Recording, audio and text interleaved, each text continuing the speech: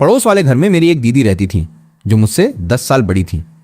बचपन में मैं अक्सर उनके घर जाकर खेलता था और फिर एक दिन अचानक ही उन्होंने मेरी आंखों पर काले कपड़े की पट्टी बांध दी।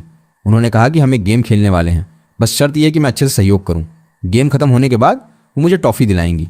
लेकिन एक दिन ये गेम पकड़ा गया। मेरे पापा बड़े फिजूल खर्ची इंसान थे, बस दिन भर खाने पीने और मौज मस्ती के अलावा उन्हें कुछ सूझता नहीं था। मैंने सुना था कि वो एक बार शराब के ठिकाने पर गए थे जहाँ उनकी मुलाकात मेरी माँ से हुई। कहते हैं कि उन दोनों में से कोई भी लालची या बुरा नहीं था। फिर मुझे पैदा किया, लेकिन मेरे पैदा होने के कुछ ही समय बाद मेरी माँ ने आधे रास्ते से मेरे पापा को छोड़ा और भाग गई। और फिर स्वाभाविक तौर पर मैं एक सिंगल पेरेंट परिवार का बच्चा बन गया। जब मैं छोटा था अक्सर मैं अकेला ही घर पर रहता था, क्योंकि मेरे पापा बाहर पार्टी करते रहते थे और बहुत कम लौटते थे। तब हमारी पड़ोस वाली आंटी को मुझ पर तरस आया। उन्होंने मुझे अक्सर अपने घर खाने पर बुलाना शुरू कर दिया। उनके घर में वही दीदी थी जो मुझसे 10 साल बड़ी थी। वो मेरे साथ खेलती, मुझे टॉफ़ी चॉकलेट देती। धीरे धीरे अनजाने में ही वही मेरे लिए सबसे ज़्यादा भरोसेमंद और सबसे ज़्यादा प्यार करने वाली इंसान बन गई। उस दिन आंटी और अंकल कहीं बाहर गए हुए थे, घर पर बस हम दोनों थे। तभी अचानक उन्होंने काला कपड़ा निकाला और धीरे से मेरी आंखों पर बांध दिया। बोली, चलो एक गेम खेलते हैं, अगर तुम जीत गए तो मैं तुम्हें टॉफ़ी दिलाऊंगी। जैसे ही मैंने टॉफ़ी का नाम सुना मैंने तुरंत हाँ कर दी। सब कुछ ठीक चल रहा था। एक दिन हम लोग आधे गेम में ही थे कि तभी अंकल वापस आ गए। मैंने अपनी आंखों से पट्टी हटाई तो देखा कि अंकल गुस्से से कांप रहे थे और दीदी एक कोने में छिप गई। थोड़ी ही देर बाद मेरे पापा भी आ गए। मुझे देखते ही उन्होंने सबसे पहले मुझ पर लात मारी, फिर मुझे खींचते हुए वापस घर ले गए। साथ ही चेतावनी दी कि अगर मैं दोबारा उस घर की तरफ देखा तो मेरे पैर तोड़ देंगे। उसके बाद मैंने दीदी को फिर कभी नहीं देखा। 2 महीने बाद तो वो लोग कहीं और शिफ्ट हो गए। उस दिन से मुझे अपने पापा से नफरत होने लगी। मुझे लगा कि उन्होंने ही मुझे दीदी से दूर किया है। मैं हर बात में उनका उल्टा करने लगा, लेकिन वो वैसे ही रहे। रात रात भर घर आना और मैं अनाथ की तरह। कोई मेरी फिक्र करने वाला नहीं, कोई मेरे साथ रहने वाला नहीं। धीरे धीरे जब मैं थोड़ा बड़ा हुआ तब मुझे समझ आया कि दीदी मुझे जो गेम खेलने को कहती थी वो असल में क्या था। लेकिन तब तक बहुत देर हो चुकी थी। मुझे उस बात का कोई मलाल नहीं है, बस अपने आप से नफरत होती है कि मैं उस उम्र में जब मैं बिल्कुल लाचार था उस इंसान से मिला जिसे मैं सबसे ज़्यादा प्रोटेक्ट करना चाहता था। अगर दोबारा मौका मिला तो मैं उसे ज़रूर ढूंढूंगा। जब मैं 18 साल का हुआ तब मैं 11वीं क्लास में था, पूरी तरह से जवानी के उस दौर में जहां हर बात में उल्टा करने का मन करता है। उसी साल मेरे पापा पर एक मुसीबत आ पड़ी। उन्होंने जुए में पैसे उधार लिए और जब वो भाग रहे थे तो गलती से किसी की आंखें फोड़ दी। अब नुकसान की भरपाई के लिए हमारा घर चला गया और पापा को कुछ साल जेल हो गई। सच कहूँ तो मुझे इस बात से कोई फर्क नहीं पड़ता था कि वो जिए या मरे। बस ये सोचकर दिमाग खराब हो रहा था कि घर गया, अब मैं कहाँ जाऊँगा। लेकिन शायद मेरे पापा में थोड़ी बहुत इंसानियत बची थी। उन्होंने मुझे एक चेन आंटी के जिम्मे कर दिया। सुनने में आया कि वो उनकी बचपन की दोस्त थी। उस वक्त मेरे पापा को लगा कि वो उनके लायक नहीं है और उनकी ज़िंदगी खराब नहीं करना चाहते थे, इसलिए उन्होंने उनसे शादी नहीं की। चेन आंटी विधवा थी और उनकी एक बेटी थी। उनके पति का कुछ साल पहले देहांत हो गया था, जिसके बदले उन्हें काफ़ी बड़ी रकम मिली थी। उसी पैसे से उन्होंने हमारे मोहल्ले में एक घर खरीद लिया। एक दिन मैं उनके घर पहुंचा। आंटी ने बड़े प्यार से कहा, अरे बच्चा आ गया, जल्दी आओ, खाना लगने वाला है। और फिर अपनी बेटी को बुलाते हुए बोली, आओ नमस्ते करो। भैया बोलो। चेन आंटी की बेटी का नाम चेनसू था। वो मुझसे 1 साल छोटी थी। जैसे ही उसने मुझे देखा उसने एक ऐसी घृणित नज़र से देखा मानो मैं कोई कचरा हूं। मैंने उस पर कोई ध्यान नहीं दिया, क्योंकि मुझे पता था कि पहली नज़र में कोई मुझे पसंद नहीं करता। चमकीले पीले बाल, सस्ती टी शर्ट, फटी जीन्स, मैं किसी भी अच्छे इंसान की तरह नहीं लगता था। खाने के दौरान चेन आंटी तो बस बातें करती रहीं, बीच बीच में मुझे खाना परोसती रहीं, लेकिन चेनसू सिर झुकाए खाती रही और बीच बीच में मुझे घूरती रही। उस रात मैं एक कमरे में लेटा था, छत की तरफ देख रहा था। पहली बार मुझे अजीब सी अनिश्चितता महसूस हुई। सोच रहा था अब आगे क्या करूं, कहाँ जाऊं, वो दीदी कहाँ है। मेरी सुविधा के लिए चेन आंटी ने मेरा ट्रांसफर उसी स्कूल में करवा दिया जहां उनकी बेटी पढ़ती थी। वो एक प्राइवेट स्कूल था, मेरे पिछले स्कूल से बिल्कुल अलग। स्कूल के पहले दिन आंटी ने चेनसू को कहा कि वो मुझे स्कूल ले जाए और उसी की क्लास में मेरा एडमिशन भी करवा दिया। लेकिन चेनसू को ये बिल्कुल पसंद नहीं आया। वो बोली, मैं तुम्हें स्कूल नहीं ले जाऊंगी, मेरे पीछे मत आना।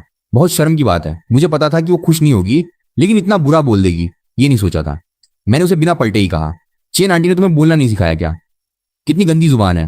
और मैं सीधा चलता बना, उसे पीछे चिल्लाता हुआ छोड़ आया। मैं काफी देर तक सड़कों पर भटकता रहा और किसी तरह स्कूल पहुंचा। अंदर जाने ही वाला था कि सिक्योरिटी गार्ड ने रोक लिया। अंदर नहीं जा सकते, भाग यहां से वरना बुरा होगा। मैंने अपनी तरफ देखा। सच में मैं स्कूल में फिट नहीं बैठता था। मैं एक आवारा बच्चे जैसा लग रहा था। मैंने बहुत समझाया, लेकिन उसने किसी तरह अंदर नहीं जाने दिया। मैं चिढ़ गया और सोचा, क्या बकवास स्कूल है, किसको पढ़ी है स्कूल जाकर। मैं वहां से सीधा पास के साइबर कैफे में घुस गया और गेम खेलने लगा।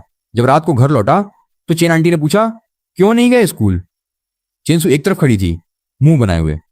मैंने कहा, गार्ड ने अंदर नहीं घुसने दिया। आंटी ने मेरी तरफ देखा और सब समझ गई। बोली, कल मैं खुद लेकर जाऊंगी तुम्हें अगले दिन स्कूल में। आंटी ने क्लास टीचर से बात की और फिर चली गई।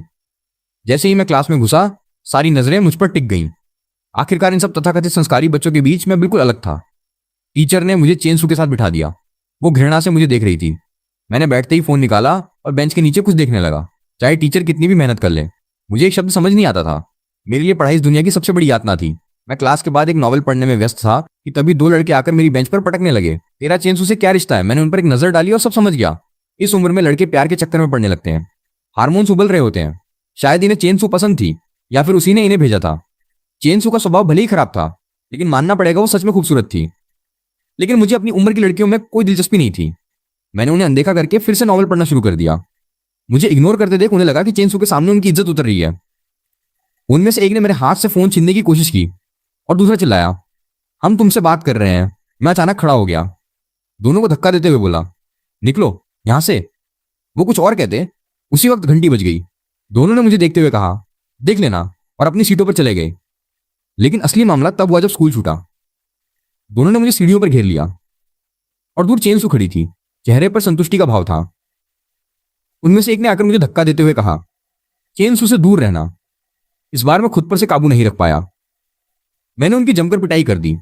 चेनसू वहीं दूर सन रह गई। लेकिन मेरे लिए मारपीट तो रोज की बात थी। मैंने गुस्से से उसकी तरफ देखा। उस रात मैं चेन आंटी के घर नहीं लौटा। एक होटल में कमरा ले लिया। बिस्तर पर लेटे हुए मैं सोच रहा था। आंटी बार बार कॉल और मैसेज कर रही थी। पूछ रही थी कि मैं कहाँ हूं, लेकिन मैं उनसे बात नहीं करना चाहता था। मैंने फैसला किया कि अब मैं किसी के घर पर आश्रित होकर नहीं रहूंगा। मैं अकेला रहूंगा। स्कूल जाना छोड़ दूंगा। कोई काम ढूंढूंगा। थोड़े पैसे बचाऊंगा और फिर अपनी उस दीदी को ढूंढने निकलूंगा।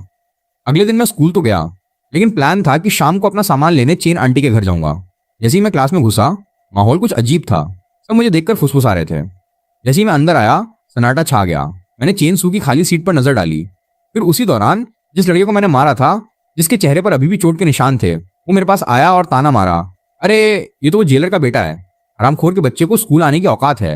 ये शब्द मेरे लिए गर्म लोहे की तरह थे। मेरा सिर चकरा गया। मैं फट से उठा और सबकी हैरान नजरों के बीच क्लास से बाहर भागा। मैं स्कूल के बाहर भागता हुआ निकल गया। ये बताने की जरूरत नहीं थी कि ये बात किसने फैलाई थी। इस बार मैं सच में आग बबूला हो गया था। मेरे सिर में खून उबल रहा था। मैं सीधा चेन आंटी के घर की तरफ भागा। अंदर घुसा तो घर में सन्नाटा था। आंटी शायद बाहर गई थी। मैं सीधा चेन सू के बेडरूम के दरवाजे के पास गया। दरवाजा अंदर से बंद था। मैंने मुट्ठियों से पीटना शुरू कर दिया। धम धम धम चेन सू, बाहर निकल। अंदर से आवाज आई, क्या चाहिए तुझे? मैं चिल्लाया, तूने ही कहा ना, तूने ही बताया सबको कि मेरा बाप जेलर है।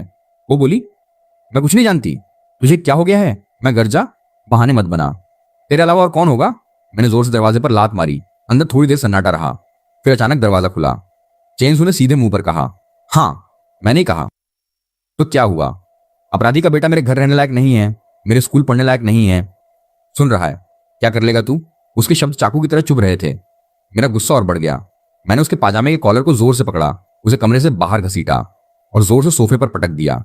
उसकी आंखों से बाजुओं के नीचे से झांकते हुए आंसू बह रहे थे। वो आंखें लाल थीं, बहुत लाल। वो बस मुझे घूर रही थी, बिना कुछ कहे।